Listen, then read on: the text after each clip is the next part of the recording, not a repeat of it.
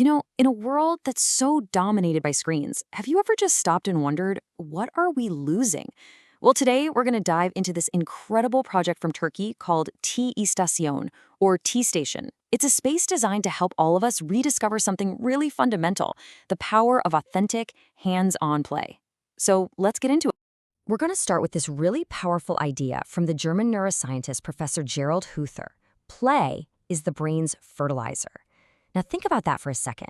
This isn't just some nice poetic saying. It's a scientific fact. And it's really the foundation for everything we're talking about today. Play isn't just for fun. It's essential food for a growing mind. So, why do we even need a project like T-İSTASYON? Well, because we're kind of facing this quiet crisis. We're living in a world that's slowly forgetting how to play. The whole landscape of childhood is shifting as genuine, real-world interactions get swapped out for digital ones. The people behind T-İSTASYONu have this simple but powerful way to describe the problem. Ekran yerine ekran.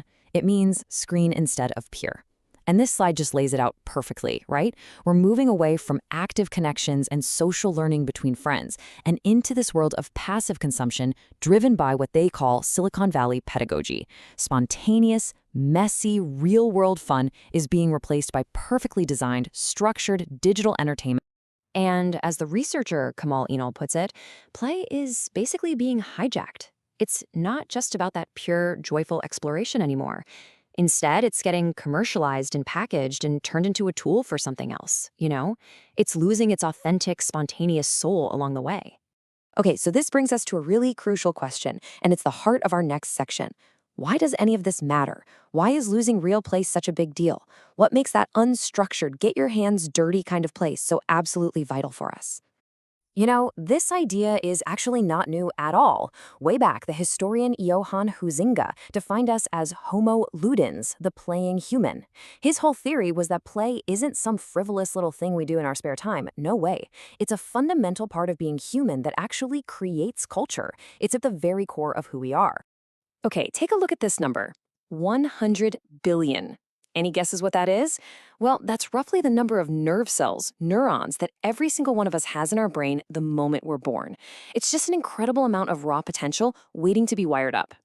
And boom, here's the connection. The science on this is crystal clear. Free, unstructured, totally purpose-free play is the single most powerful engine for building the connections, the synapses between all those billions of neurons. And it's especially important in that critical window before age 6. Play is literally building the architecture of the human brain. So what kinds of things best support this amazing brain-building work?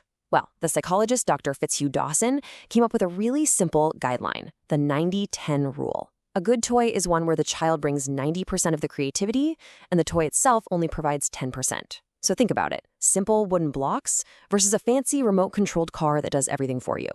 The more the child has to imagine, the better the toy is. Simple as that. Now, the ideas driving T-İSTASYONu didn't just pop up out of nowhere. As we're about to see, they're really built on the shoulders of giants, these incredible educational pioneers who understood the power of child-led learning a long, long time ago.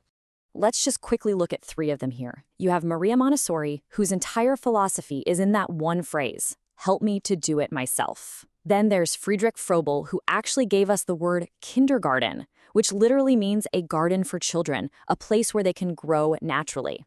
And of course, Rudolf Steiner, the founder of the Waldorf schools, who believed that unfinished toys are the best toys because they leave that crucial space for a child's imagination to fill in the blanks.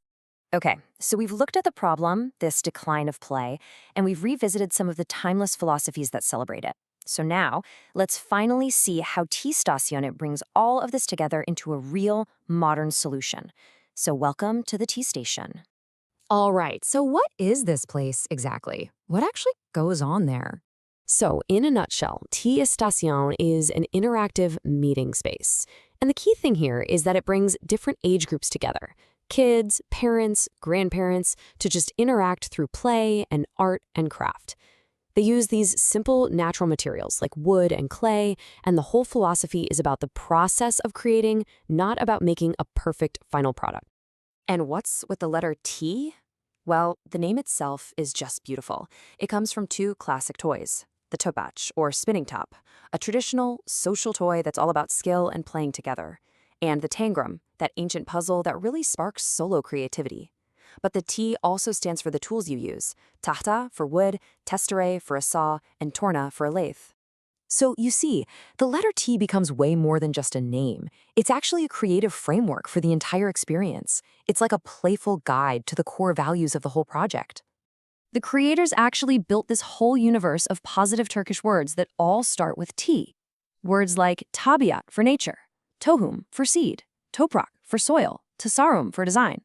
And maybe the most important one of all, temas, which means contact or touch, the very thing we're losing in our digital world. This whole philosophy also taps into the natural physical way young kids learn.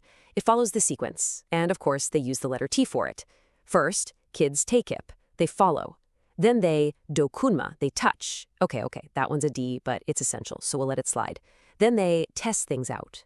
Then they teklit, they imitate. And finally, tekrar, they repeat, mastering skills by doing them over and over again.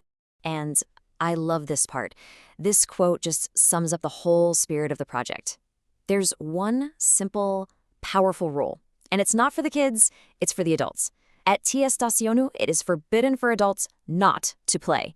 This is not a place where parents sit on a bench and check their phones. It's a space for everyone to get in there and reconnect with their own inner kid.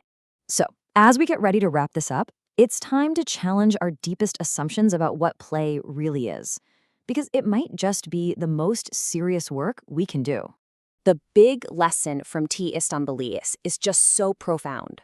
Play is not a break from the serious work of learning. Play is the serious work.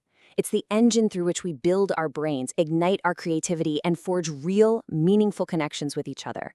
It's the most important job of childhood, and maybe, just maybe, of adulthood too. And that leaves us with one final thought to chew on. In this constant rush for productivity and achievement, have we forgotten something absolutely essential? What if the most serious, most important, most valuable work any of us can do is simply to play?